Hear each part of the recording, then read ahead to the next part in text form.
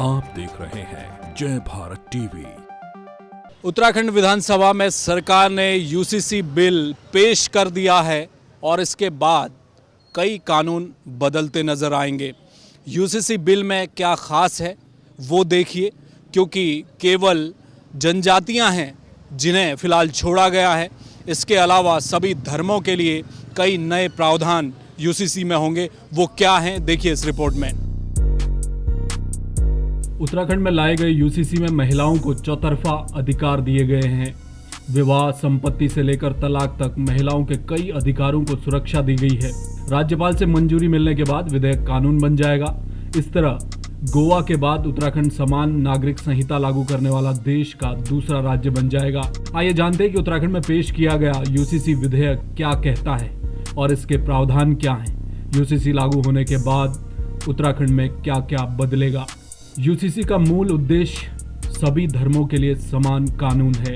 हर धर्म में अब बेटी की शादी की उम्र 18 साल होगी।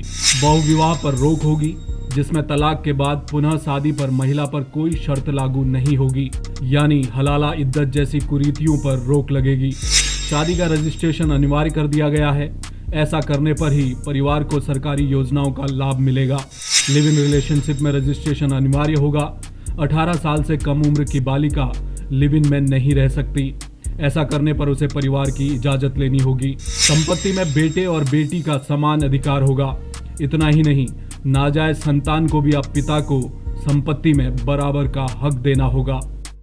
बीजेपी के कोर एजेंडे का मुद्दा यूसीसी रहा है, लिहाजा इसे लागू करने के बाद भाजपा उत्साहित है, लेकिन कांग्रेस दो स्तर पर इसका विरोध करती नजर आई। एक तो सदन में उसने कहा कि खामियां हैं, इसे प्रवर समिति में सौंपा जाना चाहिए।